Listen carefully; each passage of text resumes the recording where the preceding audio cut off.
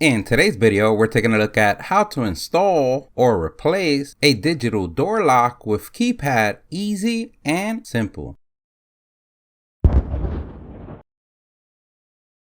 Everything that we use on the video, we're going to leave a link on the description. So you woke up today with security on your mind. Locking things is your thing. Making the home more secure, but at the same time easy to get into, now gets you thinking, are you doing the right thing? Don't worry, here at the StatUpBox team, we've got your back. The great thing about these devices is that you can open or close with the key or with the code. And if you need anybody to go in your home, business, or shed, you can give them the code, easily go in and take your belongings. I mean, wait on your couch comfortably, meanwhile they eat your food until you come. I mean, they could come in your house or business, or get a tool from your shed and never get it back. Whichever your reason is, the code is going to be as tough as you select it. Just like a password, 1234 is not the way to go. And that is a pro tip. So this particular deadbolt does not connect Wi-Fi or Bluetooth, is made by Honeywell, and you can usually find it under $60. As you can see, it only uses numbers, but you also have the ability to use the keys provided. So nobody could tamper with the device. The batteries and mechanism are in the other side of the door, meaning on the inside. The inner mechanics, which is the important things, is all built of metal, but the outer housing is of plastic. It uses 4 AA batteries, and another pro tip, using rechargeable ones is the way to go. The latch is completely made of metal. It is a deadbolt series, and the cylindrical cover can be extended from 2 3/8 to 2 3/4, which gives you a lot of playroom to adjust it to your particular door. In the box, we have the usual suspects like screws, keys, and strike plate. We also have a door template hole maker paper for the barbecue, to make the installation a lot easier, as well as the user guide and manual. We're going to have to pick up the user manual because there are the instructions on how to change the passcode that the company established for this device. Even though that it is the toughest and hardest passcode to crack, 1234, we might need to change it. But knowing us, it might stick there for a couple of months before we ever do.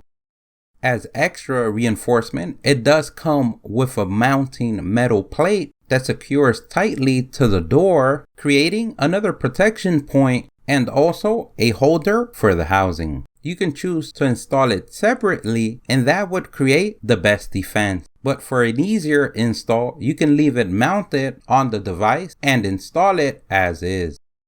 And before we start making holes on doors and replacing locks, and then not really helping our security, a pro tip would be to test out the device before going on a mission.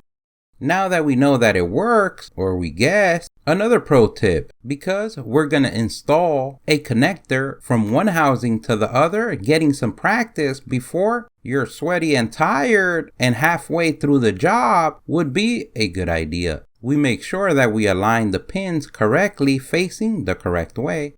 And now that the first 2 tests went okay, we're ready to launch. The first thing that you want to do is locate the door that you want to place the digital deadbolt. Now that you located the door, verify that it is your door and not the neighbor's. Now that those 2 checkboxes are done, we can go ahead and proceed to remove the old Stone Age doorknob that we have. Usually on the inside part of your door, on the knob or deadbolt, you're going to notice 2 screws. Either Phillips head or flathead screwdriver. We want to go ahead and remove them. Always remembering the ancient technique of lefty-loosey, righty-tighty. And when either installing or removing screws, we want to loosen one side, then we move to the other side and loosen that one again, and then we go back to the first one and play ping pong from one side to the other, because that avoids excess pressure on the thread of the other screw, therefore not damaging the old lock in case an emergency, and saving you the big buck on your pocket.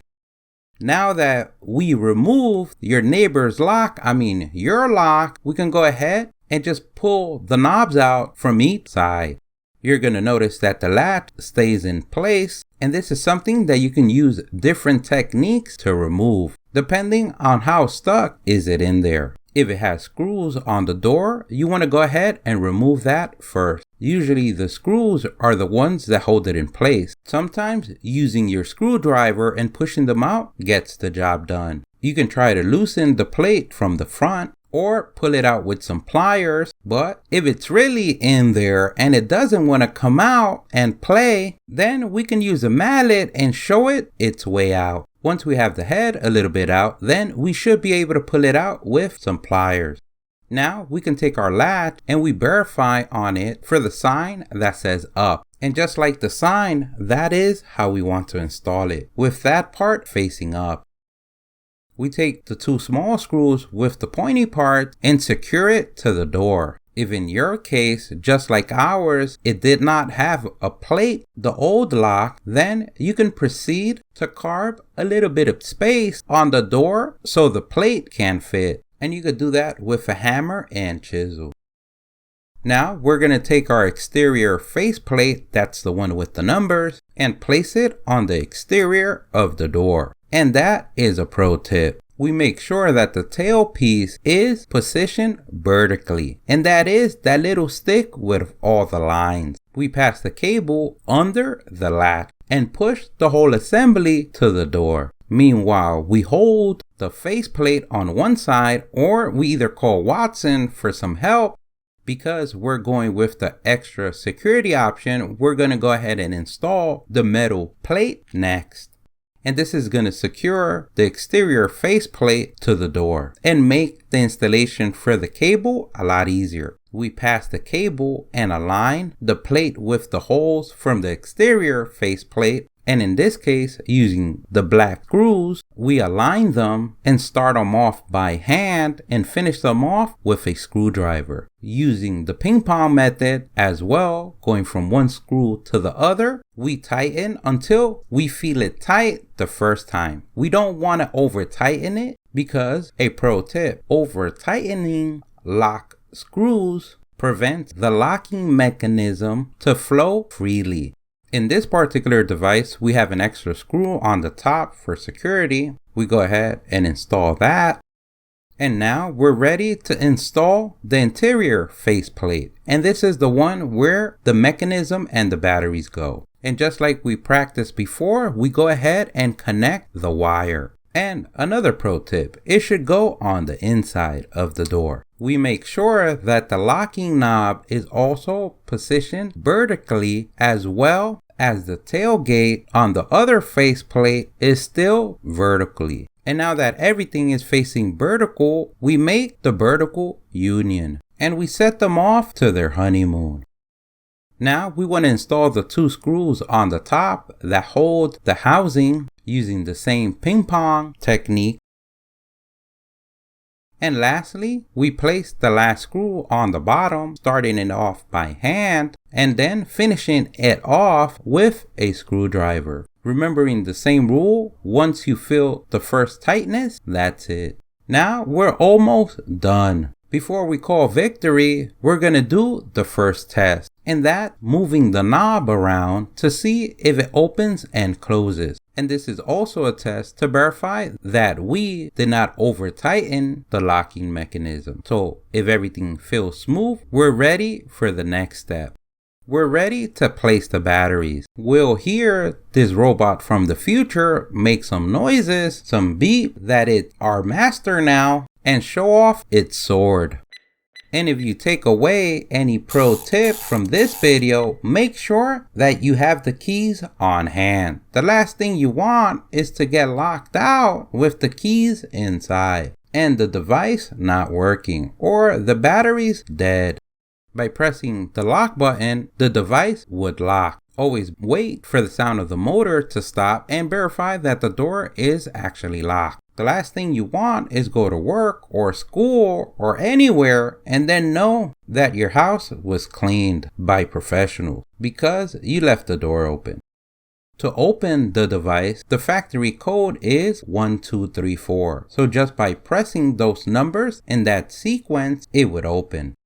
And the most important test that you want to do is verify that the keys also work. If all those three things work, then you can pat yourself on the back for a job well done. You have become a legendary security officer of the lockdown system. And because this is the video of the pro tip, remember to change that password. Remember that we said don't throw away the user manual until we change it. And maybe also save this one in case in the future you forget anything.